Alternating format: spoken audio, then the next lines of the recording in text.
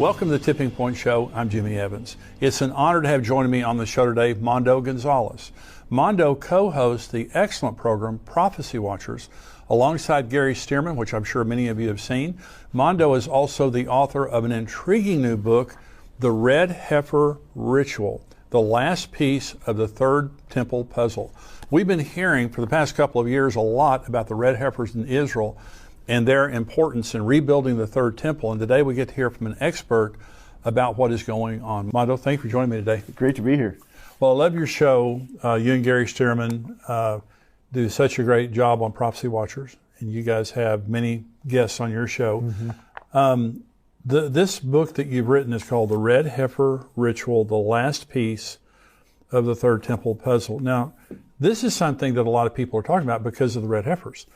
And one of the Hamas spokesmen, I think it was 100 days after October 7th, came out with a statement talking about one of the reasons for the Al-Aqsa, raid or the October 7th was the red cows. And he specifically mentioned those. So this actually started, it was a biblical, part of what God told children of Israel to do related to ritual cleansing. Okay, so talk about why you wrote the book, kind of where all this comes from. Yeah, it kind of became big news for, I guess I would say, the average Christian, because in September 15th of 2022, you have 5 cows showing up with big fanfare. I mean, the press is there in Tel Aviv, at the airport, even the Israeli government's there in some capacity. And so when that happened, I've been watching prophecy for 30 years, so I've been watching about the different red heifers and candidates, and they come and then they fade out because they become disqualified.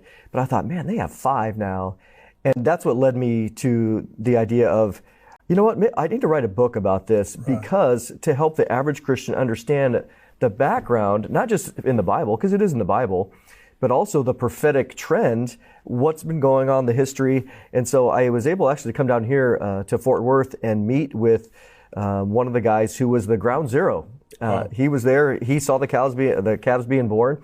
So I was able to spend some time, interview him, and get the background for those 5 calves. But also, it's as you mentioned, it's very complicated, because you have rabbis that are quoting the Talmud and the Mishnah and these other Jewish writings. And so I thought, you know what, my undergrad's in Jewish studies.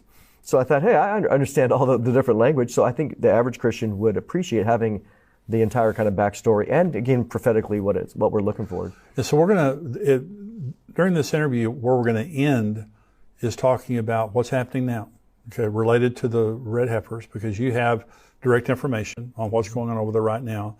And so we're taping this interview in March of 2024. In April or soon, there could be some developments happening over there.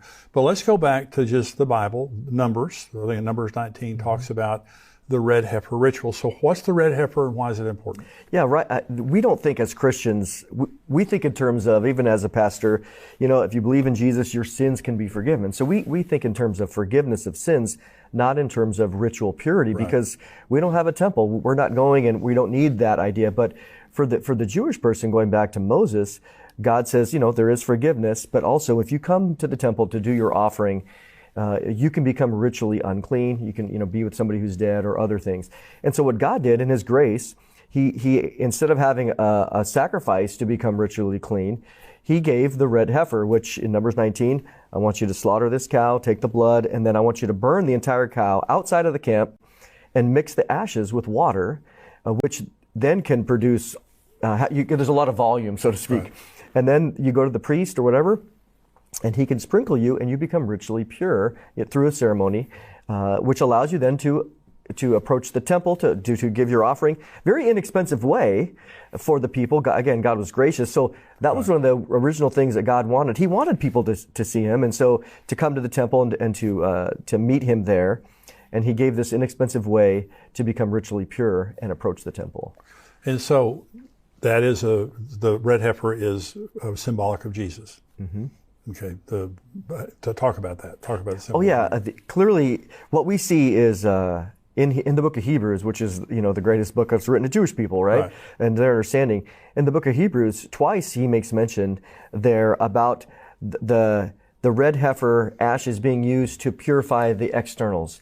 And he says, if that's true, then how much more will Jesus' blood be able to purify the conscience? Right. And so when we look at all the Old Testament regulations and prescriptions, we know, Colossians chapter 2, verse 16, that they all point to Jesus, that they were just a shadow, but Jesus, the Messiah, is the substance.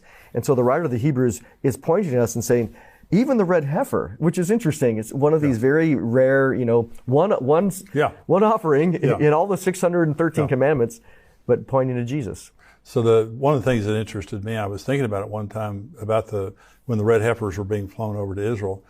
And I kept thinking, what's significant about it? But the other thing is they slaughtered it.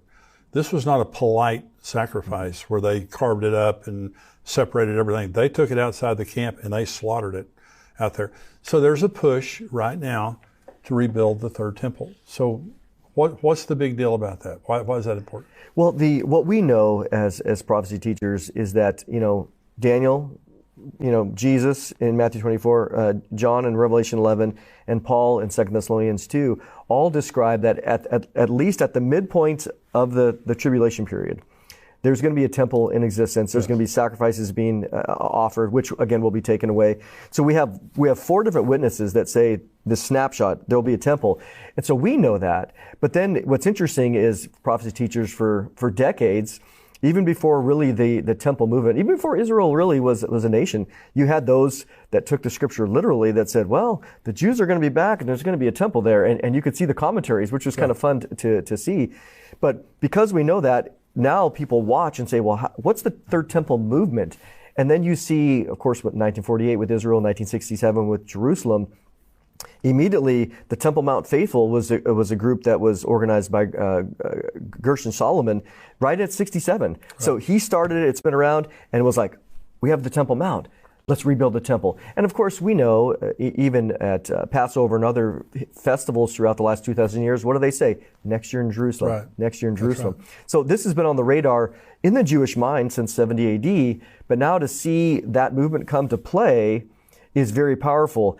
And then the prerequisite, that's why I said the red heifer ritual is the final piece because of the third temple puzzle. They have everything else done. You can go to the Temple Institute. You can see all the things that they've done there. So what are they waiting for? Well, there's 2 things. They're waiting for the political government to allow it, and the geopolitics to allow it. But the second thing is they've been waiting for the red heifer because they've been trying this for at least 35 years, looking for it, because they need the ashes to purify the people and to purify the area. Now, I'll say this. The temple could be built, but if the geopolitics were there, it could be built now. They just couldn't use it until the red heifer is done, which allows it to be purified. So in the Temple Institute, and we've both been there, we went on a tour of it, I believe it was November of 2022. And when you walk in and you begin the tour, they say these are not replicas. Mm-hmm. These are kosher, and all of these will be used in the third temple. They have all the garments, all of the instruments for sacrifice, and all things like that. The altars. They have the menorah standing in the Jewish quarter in Jerusalem. They have the cornerstone ready. I believe that's the Temple Mount Faithful. They have the cornerstone. At the end of the tour, because a lot of people talk about the Ark of the Covenant, at the end of the tour, they have an exact replica of the Ark of the Covenant, and it's the only replica in there. And they say matter-of-factly, they also say this on their website, they say this is a replica of the Ark of the Covenant. We know where the real one is, and when the time comes, we'll go get it. Because a lot of people say, well, the Ark of the Covenant's gone. Not according to them. Yep. And they have eyewitnesses. Have you heard that? Yeah. Oh, yeah. Oh, yeah. Yeah. So this is significant. So for a prophecy-minded Christian, why does this make a difference? The red heifers and all that stuff. I think that 2 things. If you compare like you just mentioned, all of the things that they've done in the Temple Institute, and you go, wow. The Bible says this. It says at the middle of the tribulation, it'll be there. Well, they have all the preparations done. And then the last thing that's been hanging out there for a long time has been the red heifer. And now we can talk about how many are qualified in that. But now you at least started with 5 candidates. And I think the average person would have to say, we're getting close. We're getting close. It's one thing to see, I've been going to Jerusalem for 20 years. And it's one thing to see the Temple Institute and that. And that's good.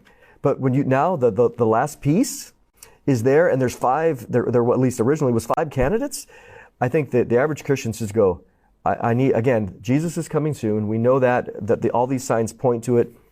And of course, it requires us to be ready, and also to be, occupying until He comes. So to me, it's an impetus to stay busy in the kingdom work, to seek the Lord, to be ready at all times, and to be excited we know that Jesus is returning not only at the rapture, but also to fix the world. That's right. So are there things happening right now in Jerusalem? They have the 5 red heifers. Now, it's my understanding that one of them has been found not kosher. Is that correct? Yeah. I just got the update a couple weeks ago from Byron Stenson, who works at he's the organizer of Boneh Israel. Right. So he said there's a lot of misinformation out there. Even at the Temple Institute Facebook page, you see, I don't know who's moderating it, but he said very clearly, and he's in the know. I mean, he's the one that brought him over. So he said one is 100% disqualified. He said there's 4 left that are fully qualified. He said, but one of them is just not as red as the other 3. So I imagine if they were to pick one, they wouldn't pick that one. They would pick one of the other 3. So right now, that's the latest information on the qualifications of the red heifers. So 3 are kosher. Mm-hmm. Okay. And is there a plan to go? When can they? Because I think they have to be like 2 years and 1 day old or something like that. They have to be, this is another thing too, that there's a lot of misinformation out there. They have to be 2 years and 1 month old. 1 month. And when you look at the Temple Institute page, which they have a lot of stuff on the red heifer, it's been there a long time on their internet page, but they say 3 years, 3 years, 3 years, even a book by Rabbi Richmond, which I have, which he wrote, back in the 90s, 3 years. But what they mean by that is different than what we mean. Sure. When they say 3 years, they mean in the 3rd year. So for us, if my grandson if I say he's 3, that means he's 36 months plus something. Right. But for them, that just means that he's 24 months plus whatever, because then he's in his 3rd year. And that's really the idea. Well, we also know that, and I've confirmed this from Byron and Robert Mawiri, who's down here in Fort Worth, who was there, that their birthday was October 5th through the 12th of 2021. So basically, October of 2023, they became 2 years. So if we go to November 15th, 2 years and 1 month. So they've actually been, this is the interesting thing, and I'm not a sensationalist, but for the first time in 1900 years, as of November 15th of last year, we have at least 3, possibly 4 red heifers that are fully qualified and of age. Wow. First time in 1900 years. Is there a plan that you know of to sacrifice, to slaughter them in the near future? So the plan starting about 6 months ago, even earlier last summer, they were waiting for them to become qualified in November. And so I was thinking, they could really do something in November. But what they talked about was waiting until Passover, which is Passover 2024, which is April 22nd of this year. And they said, well, this was the Temple Institute and the Boneh Israel group. They said, well, the plan is to do the ceremony on the Mount of Olives. They have the property. Yes. And it has to be done on the Mount of Olives. It has to be done on the Mount of Olives. The Mishnah, which is the oral tradition written down 200 AD, says very clearly that. And they have the property there. There's actually 2 properties that are potentials.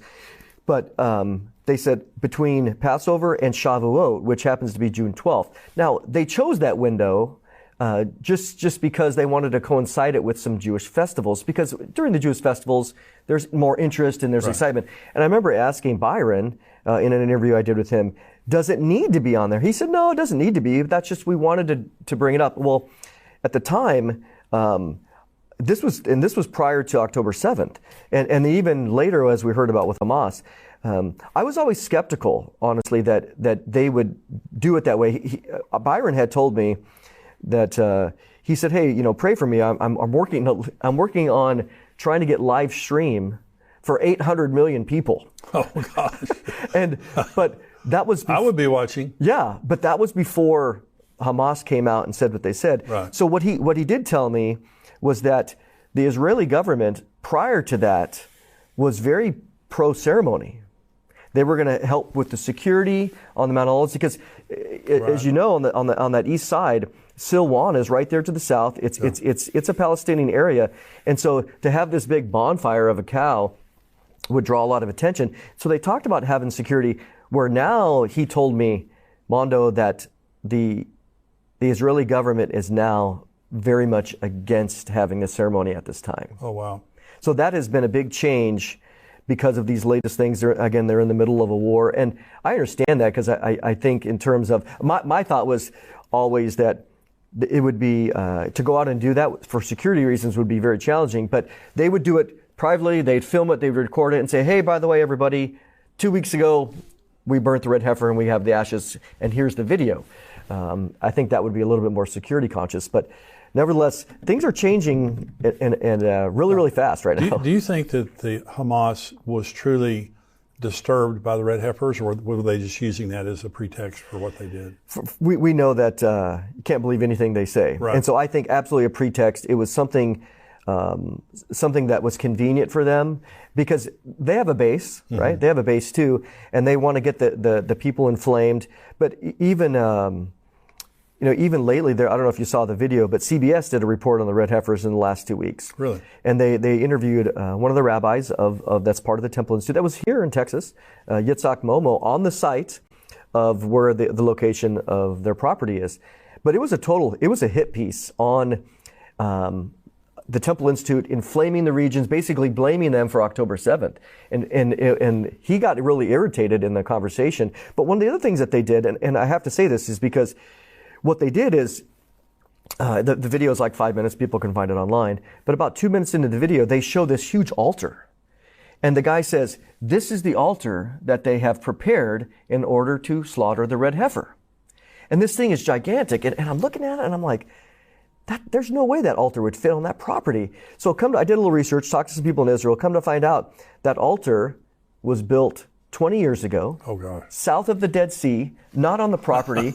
They completely lied. Wow. So they took some old footage, put it in, and they portrayed it as being the actual red heifer altar. So this is where discernment is we have to be so discerning today, because there's so much misinformation. And the fact that, well, it's not surprising that CBS would lie, but they did it to stoke the flames of feelings against Israel. Well, it's the importance of what you're doing, because this book is really fantastic, and we're going to talk in just a little bit about the questions you ask at the end of the book, which I think are very important. But you can trust Mondo and what he's saying, because again, you're talking to Byron Stinson, you're talking to the people that are in the know over there. This isn't secondhand.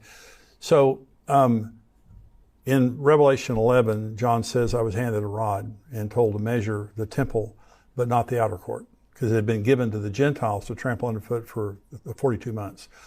So there's going to be a rebuilt temple on the Temple Mount. And we know 2 Thessalonians 2 tells us that the Antichrist sits as God in the temple of God, proclaiming that he is God. So it's going to be rebuilt, but they cannot rebuild it without the ashes of the red heifer. Okay, and so this is the 10th red heifer, is that correct? Yeah, according to Maimonides, yeah. Talk about the significance of that. Yeah, so Maimonides was a very well-known rabbi in basically, the 10th, 11th century. And he wrote a whole commentary called the Mishnah Torah. And he's writing about the longing to, when the temple comes back, this is how we will accomplish it. This is what we need to do. And he was trying to put in writing some of the Jewish traditions that could be lost. And so he has a chapter in there on the red heifer, and he talks in there that from his understanding, up until the time of the second temple, during basically Jesus' day, there had been 9 red heifers slaughtered in history.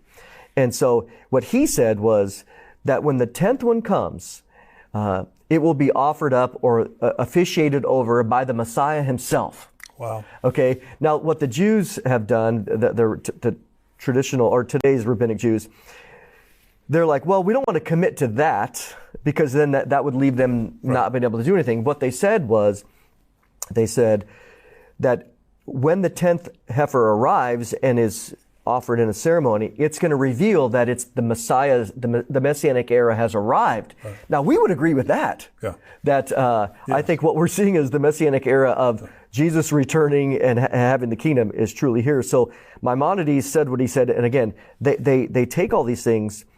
In addition to the Bible, they have their Jewish traditions. And so that's why there's all these other extra requirements, hair follicles and different things like that, which I get into. Well, it's very, very, very, very stringent, that it can have, white hairs, or, it's a miracle that you have 3 that are kosher right now. And so how long have they been looking for the red heifer? Because this is 2024. where they now have kosher red heifers that they could actually sacrifice today if they wanted to. Okay, how long have they been looking? They've thought about it for a long time, but the modern movement began really in the 80s into early in the 90s, going to Mississippi. This isn't the first time rabbis have come to America. Right. Yeah. They came to Mississippi. Clyde Lott, in Rabbi Richmond's book, he's got a picture of him, of the heifer that was at least a candidate. It later became disqualified. So since the late 80s, early 90s, this has been on the radar. And of course, there's been, again, I've been watching since 93, and there was one that shows up and then it disappears, another one that shows up and then it disappears. But this is different in that what people might not know is that in addition to these 5, there's 15 more, 18 more on the ranch that are all considered at least possibilities that they're watching. So the ranchers here in Texas, up in Rockwall and other places, this is their goal. I mean, they are breeding. Ty Davenport, he's well known for his ranch.